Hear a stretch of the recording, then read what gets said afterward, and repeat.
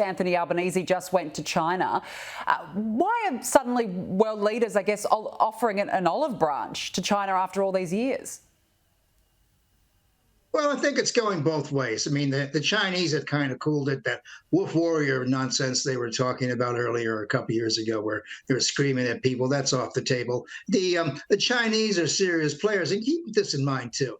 The Chinese play for the long game. Most of the other democracies that deal with them are in for the short term. That is a short game. They get elected every couple of years. This guy's sort of there for a lifetime, so he's got all the time in the world to develop these things. And of course, it's very, very important that the United States of America and the People's Republic of China don't make any mistakes in the years ahead, because the intelligence community has identified China as the #1 threat to the United States. We got war parties in Congress that are gearing up for the war with China, which I don't think is ever going to happen. And we keep jumping up and down about Taiwan and places like that, and that's not going to happen either. So, there are important things to safeguard against. And I think it's important that that leaders meet from time to time. Now, this President Biden hasn't met President Xi now in over a year since the Bali, or since I guess the Bali meeting, the G20. So it's important they get together, though it's not, it doesn't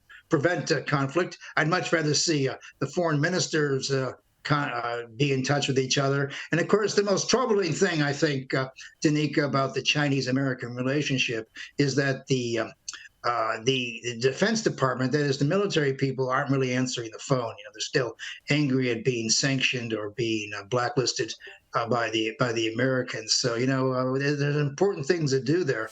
But President Biden, he's got to play the game. Yeah, absolutely. That's a very fair point. Look, let's move on now. Of course, another US shutdown is looming, as you alluded to. What is causing this time?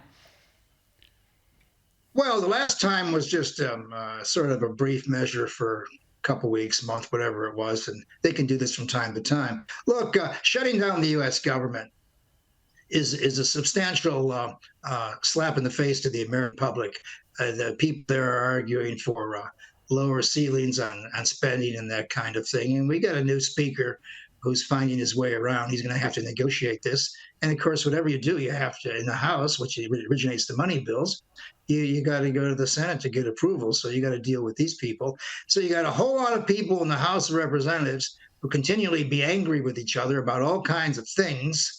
And, they have to come up with these appropriations. Now, it's not going to stop Social Security, but it's going to put 4 million workers out of work, that is, or they'll go on furlough and that kind of thing. So it's not a very good look, and Wall Street doesn't like it either.